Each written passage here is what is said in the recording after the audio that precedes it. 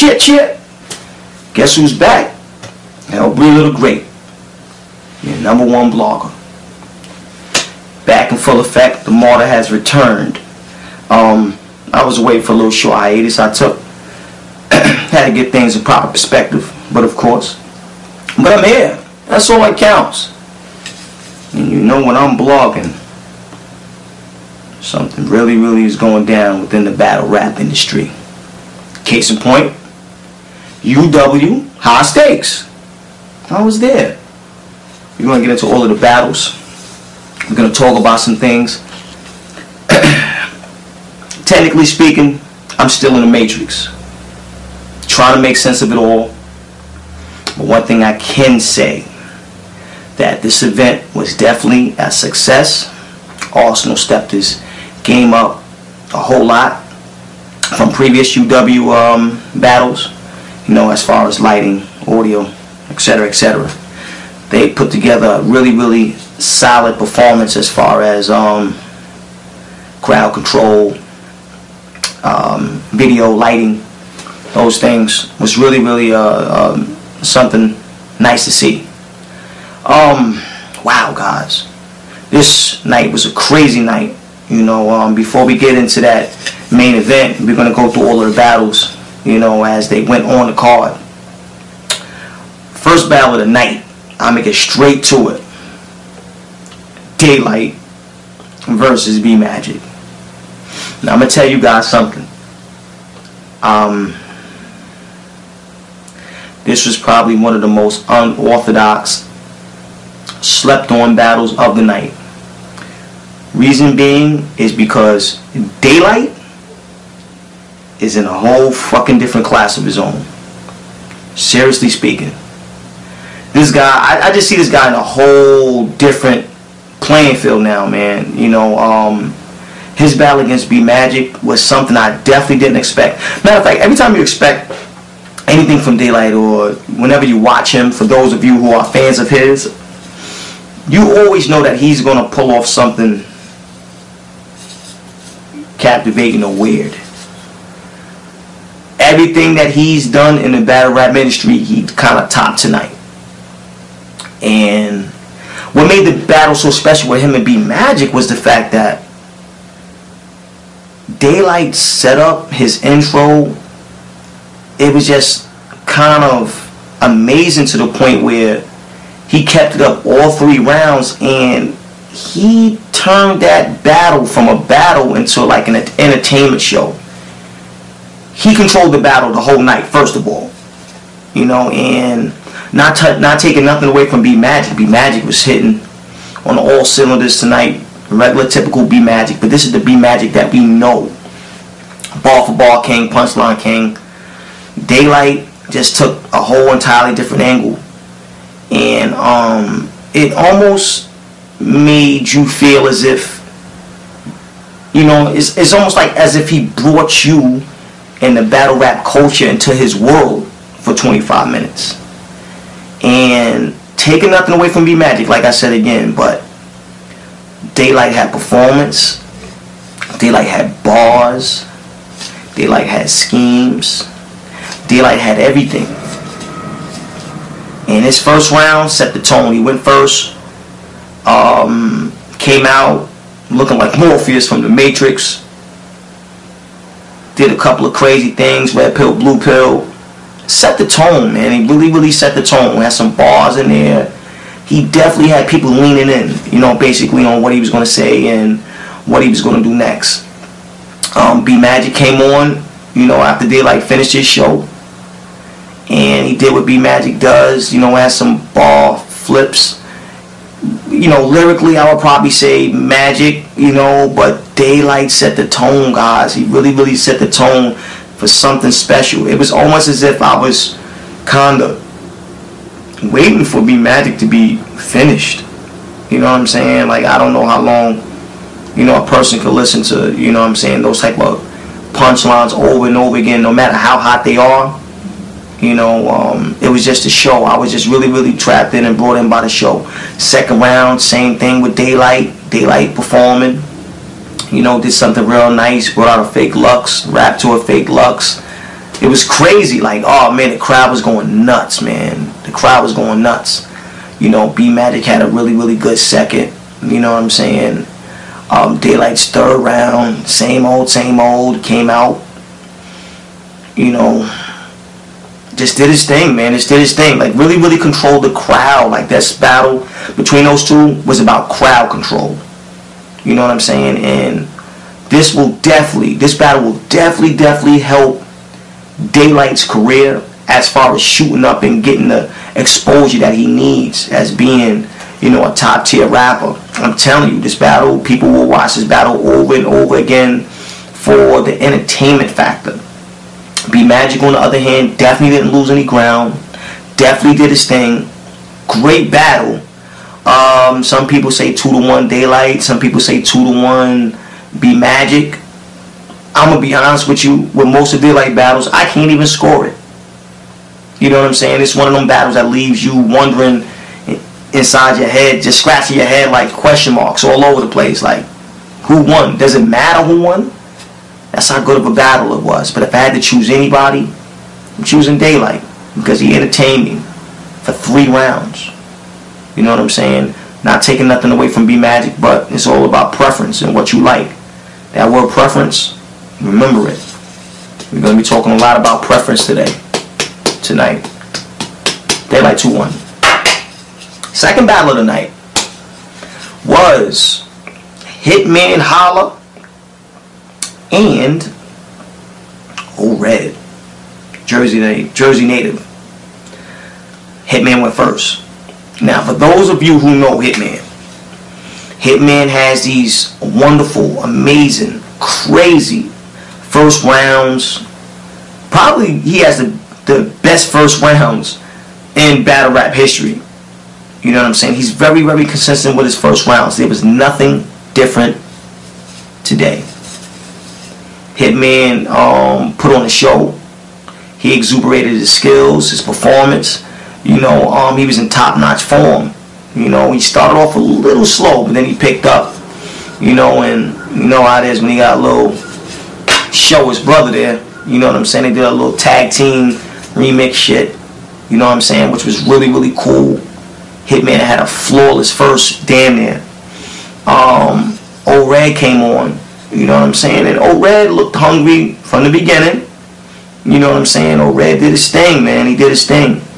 You know, he started his round off with solid, liquid, and gas. You know, a little scientific breakdown. You know, for those of you who remember his classic battle with Cannon, 3 steps to a body bag. You know, he started out with 3 steps to breaking down the human composite. You know, from liquid to gas, solid, gas, whatever the case is. Definitely worked. Me personally, I think that he didn't elaborate on that scheme like how he set up he was going to do. You know what I'm saying? Solid, liquid, gas. He was supposed to break down Hitman. He started it, but I think he kind of got away from it in the second and the third. But, you know, Red's first round was really, really good, man. It was really, really good. It's a toss-up. You know what I'm saying? It depends on what you like. Me personally, you know, entertainment factor-wise, I would say Hitman. Hitman did a really, really good job of captivating the crowd and getting everybody set up, you know, for his rounds to come. Second round, Hitman starts to do what Hitman does. And that's taper off. You know, Hitman's second round was mediocre at best. One thing that these battle rappers do that I really, really don't like is they start making excuses for when they perform poorly. And Hitman had a bad showcasing, you know, of how to handle himself in the second round when the crowd is just not fucking with him. It's not our fault, Hitman. He blamed us. He said that the crowd was making too much noise and wouldn't let him spit. It's not us. Battle rappers, please stop blaming us. It's not us. If you choke, if you stumble, it's not us. If your round just isn't hot, it's not our fault. We don't feel that shit. We don't like that shit. It is what it is. But anyway, Hitman's, second round was mediocre. Tried to blame it on the crowd. I don't know why he did that. It was just bad. Well, mediocre. Red second round, very impressive. Red had a very, very impressive second round. I liked it. Red was definitely in the game. You know what I'm saying? He definitely won round 2. So if you're looking at a third round climax, we won one. Each guy. Debatable first. I say Hitman though. Third round, Hitman goes into fucking space. Here he goes. You know what I'm saying? He brings the consistency back. And, he tells a story about Red and this chick. And very, very well told. Well thought out. You know what I'm saying? Properly planned, executed. Whatever you want to call it. Hitman had everybody on their seats. Want more. Classic third verse. I definitely give my hat to him. Red's third verse started out very, very good. Red was looking like, he was coming to fight that third round. But then things started to taper off a little bit for him after, he stated that he was turning into the Transformer. I don't want to give away too many plot details, but, after that, midway through his third, he just started to taper off a little bit. And he just definitely wasn't meeting the type of intensity that Hitman had brought his third round. So that battle, I give Hitman 2-1, clearly. Definitely not a body bag. It was a good battle. But I would say Hitman, edged him. Okay. Third battle of the night. Calico against Surf. Now, this is a grudge match. Calico and Surf. I've been wanting to see this battle for a while now. Before I get into it, Surf, I'm not sure what's going on with Surf. Last battle he had, with Clips, he got 3-0'd, and he just didn't seem like he was there. You know what I'm saying? Even seeing him during the warm-up, because I was at the event, he just seemed like his mind was somewhere else, and add to the fact that, his bars just wasn't hitting that day. I think his approach was poor. I'm thinking that Surf is starting to get away from what Surf normally does. And he brought that energy from that Clips battle kind of sort of into the Calico battle. And what I mean by that is, Surf's first round, this battle was more of a personal battle. You know what I'm saying? It was nothing but personals being flown around from both MCs. Surf had a good first round, but I was looking for that conceited Surf, that tall T Surf. You know what I'm saying? And I'm not sure why. Maybe he can explain why. But I'm trying to figure out and understand, why is Surf shying away from his subtitles? This is what's made Surf catapult to the next level. This is his benchmark. This is what he does. Fuck, I gotta put it in subtitles or something. He's not using it. Why? This is what the fans like from him. He's shying away from that. He's just spitting his bars, and he's separating himself from, what he basically used to be. You know what I'm saying? And that's punchlines, aggression, jokes, and, you know what I'm saying, his favorite lines that people like to hear. His subtitle lines. Why he's shying away from that, I don't know. First round comes out personal, had a really, really good first round, but I felt like it was something missing, and it was that. You definitely had a couple of opportunities to throw his subtitles in there, but he missed them. You know what I'm saying? So that was that. Calico goes first round. Calico from the jump, he was very, very aggressive. He had something to prove. He wasn't playing. It is what it is with him. Personal round. Talked about jail. We talked about Detroit. We talked about the whole shenanigans. Everything that went down with that. Me, I'll probably say I give that first round to Surf. Surf edged him. You know what I'm saying? But from there it was kind of a little downhill. Second round, Surf starts to rhyme. I'm not sure if he was trying to rebuttal Calico or not, but he starts rhyming, and I don't know, he gets caught up within his words. Once again, we get blamed, the crowd.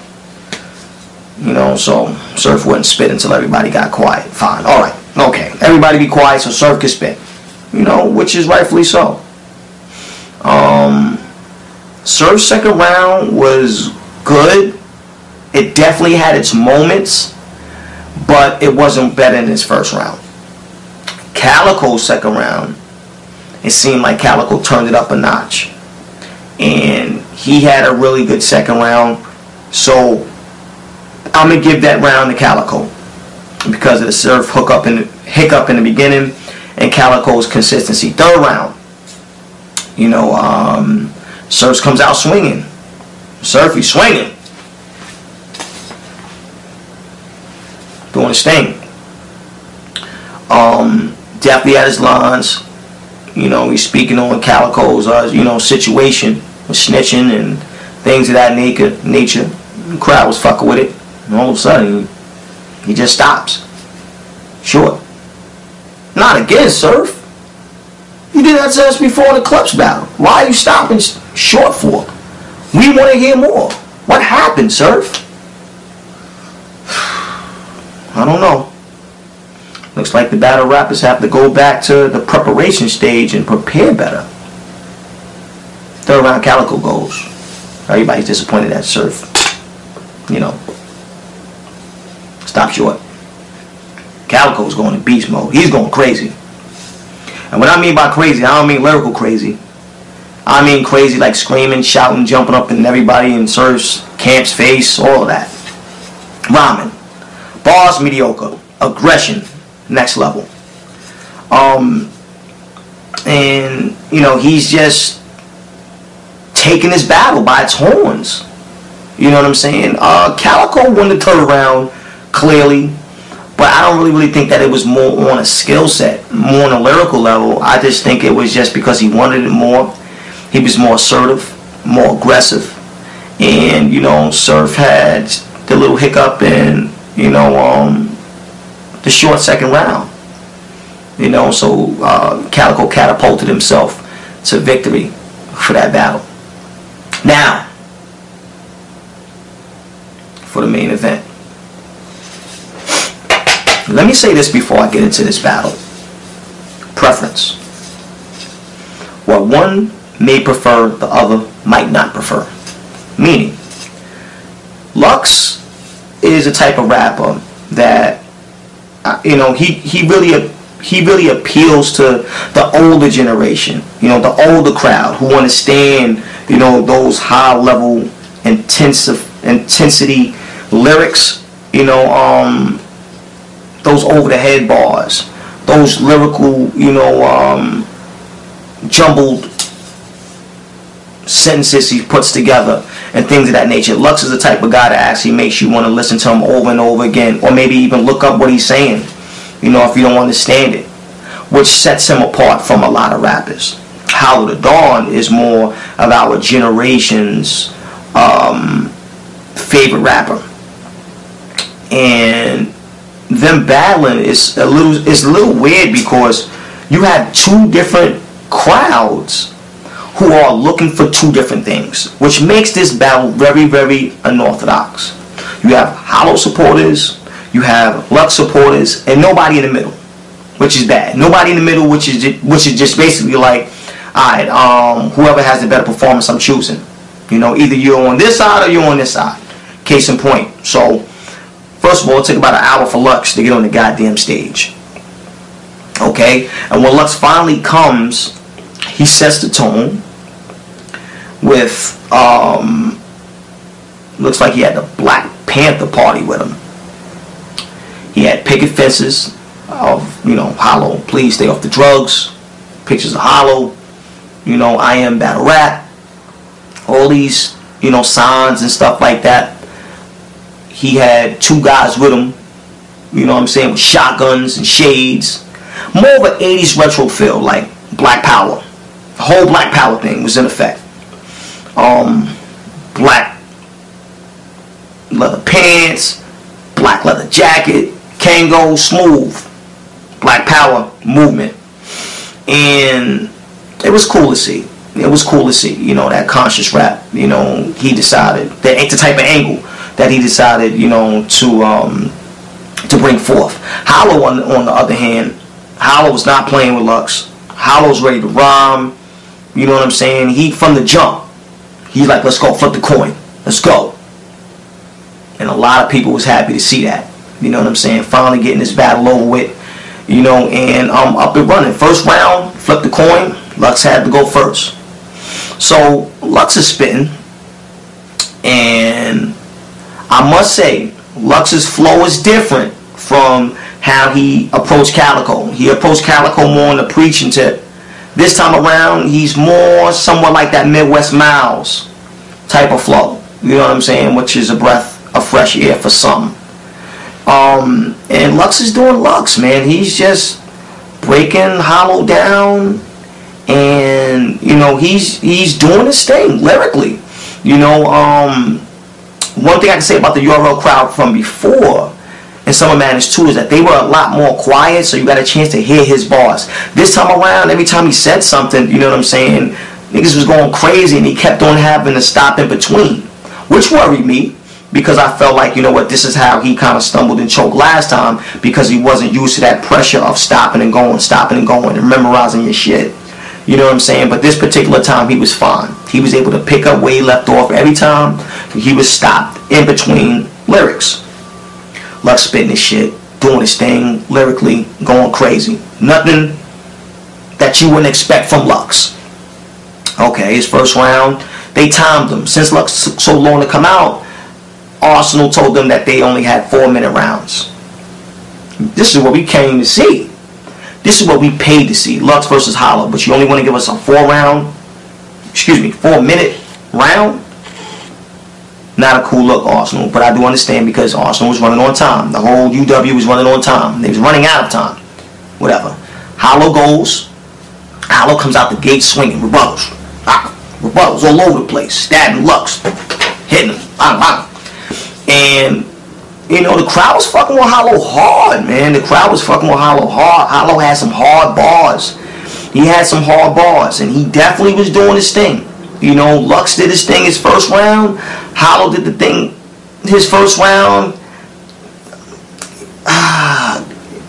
If I had to choose a winner of that round, because it was so different, guys, I would probably say Hollow slightly. Hollow slightly. Round 1. You gotta see that on camera again. Okay, Hollow up round 1. You've seen this before. Calico up round 1. Alright. Second round, Lux goes nuts. He starts to get a grip around Hollow's motherfucking neck. Chill. Yo, I don't even know what to say. To be honest, Lux starts to take the ball a little higher, about maybe 2 knots. It starts to get real personal with Hollow. You know, he starts to address, you know, Hollow's, you know, inability, you know, to persevere in the rap game without his help. He attacks, you know, Hollow's, you know, his whole stature, you know, where he is, what he thinks of battle rap. You know, he starts to attack him as a man. You know, he just starts picking Hollow apart. Picking him apart, you know, limb from limb, and it was very, very impressive.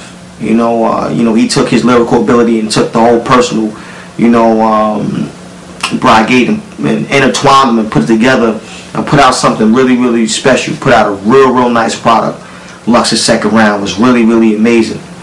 You know, one thing I did notice though, you know what I'm saying, was that every time Lux said something hot, Hollow had a pen on him, and you know, Hollow would turn to the side and start jotting down notes, you know, from whatever Lux was saying, and he would, you know, stash them inside of his sweater, you know, for the next round. I guess the rebuttal or whatever the case is, he wound up doing it, you know, in his round, worked brilliantly. You know, it was really, really a nice look.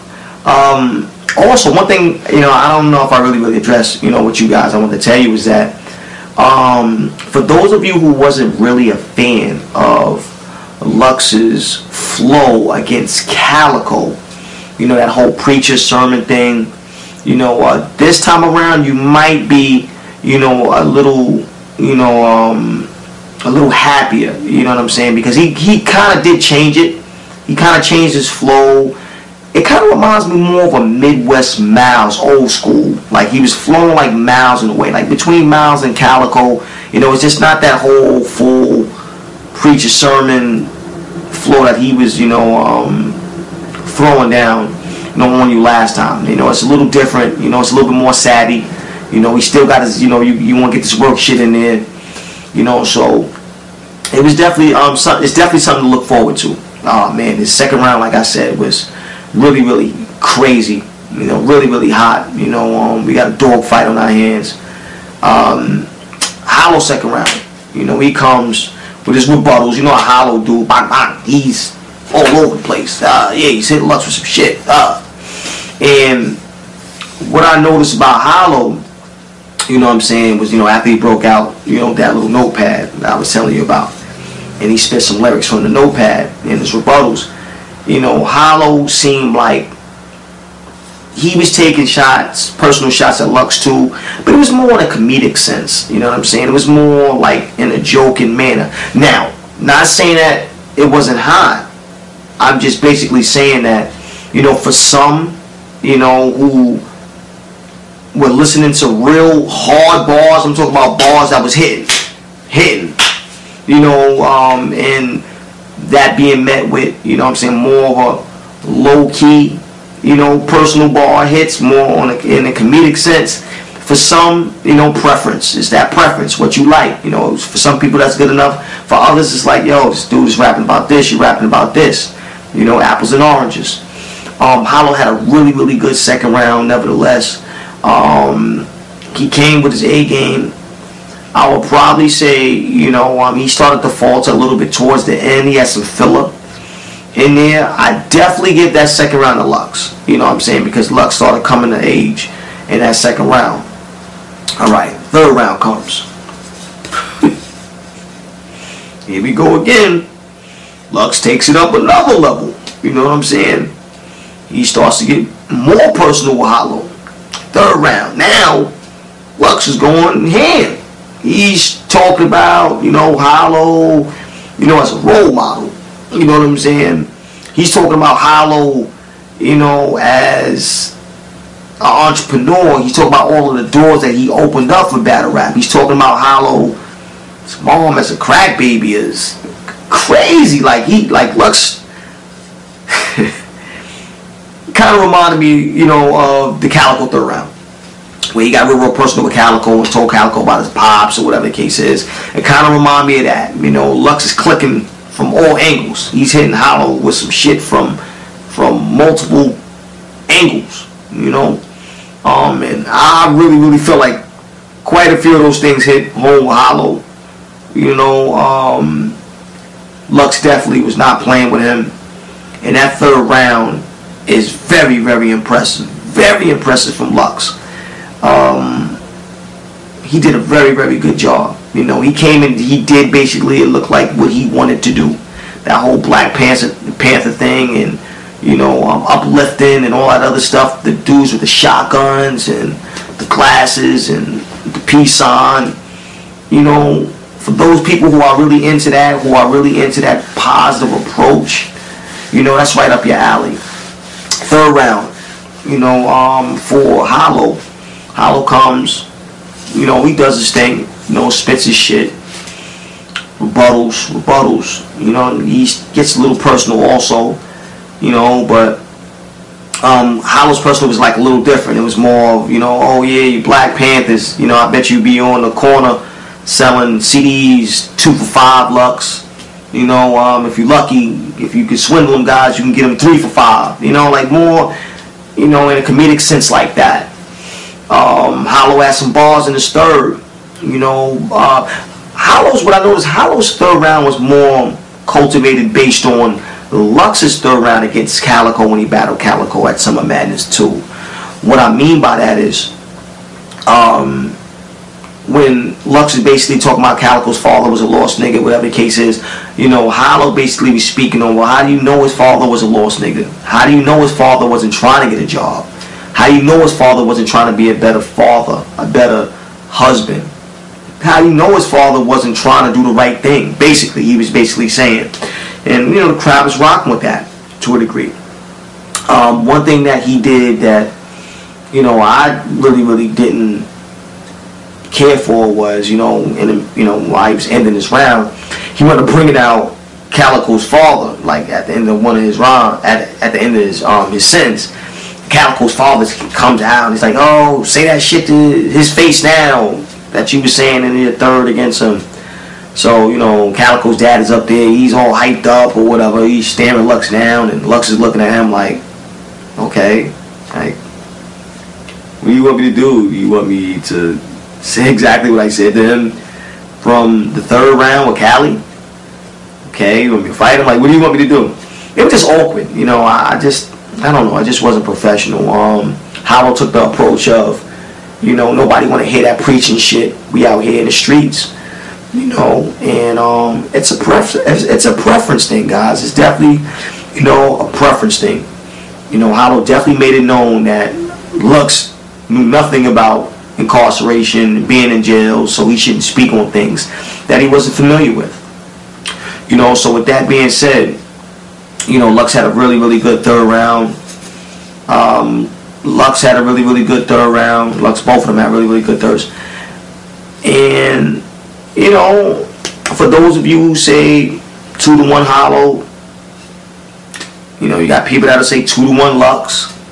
You know, apples and oranges. But there's one thing I do want to say though, you know, to my battle rap fans, you know, and people who appreciate the culture just like me. I want you guys to really listen to what I have to say, and this is important. To say that Holla won this battle, I want you to take a couple of things into account. If you feel that way, that Holla won this battle, it is very important, you know, that you look at things from a wider, you know, perspective, you know, opposed to the smaller perspective. What I mean is, if Holla beat Lux, then you would have to intertwine that with saying, oh, okay, well, Holla could be mentioned in the same breath as Lux now. Holla is one of the top 5 greatest battle rappers of all time. He belongs in the upper echelon, you know, group with Murder Mook, Loda Lux, Sirius Jones, Iron Solomon. Holla deserves to be there since he beat Lux.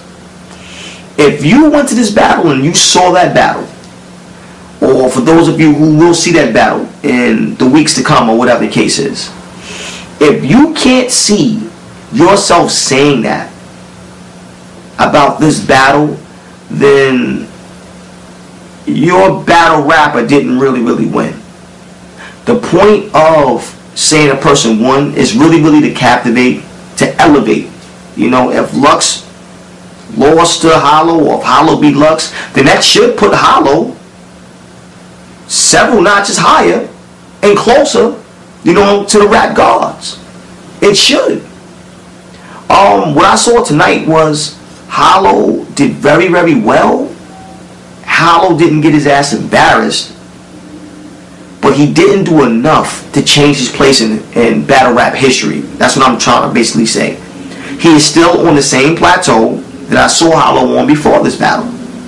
He didn't gain any ground. I don't see him with the battle rap gods with Mook, Lux, and the other people I just mentioned. You know, on Lux's hand, I don't see Lux didn't lose any steam. Lux is still going to be highly promoted, well sought after, and he came in and he did what he had to do. But I say that to say this, you know, it's very important that, you know, we look at things from a wider view angle, you know, and it's all about elevation.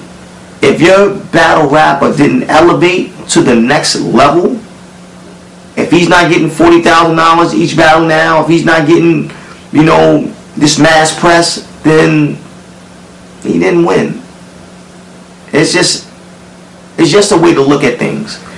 You know, it's the way that we have to start looking at things when we start saying that a person beat another person, whether it be biased, whether it be a favorite artist. You know, because if that person is not taking themselves to the next level, then what did they win? They didn't win. They lost. They just didn't get embarrassed. You know, so that's how I want to chalk things up. Anyway, talked to you guys long enough. I'm running over 30 minutes. I want to say thank you for everybody that watched this blog, that enjoyed it. You know, any comments, leave them down here. You know, I appreciate everything, guys. I love you all. See you next time, next event. Breezo the Great. 1.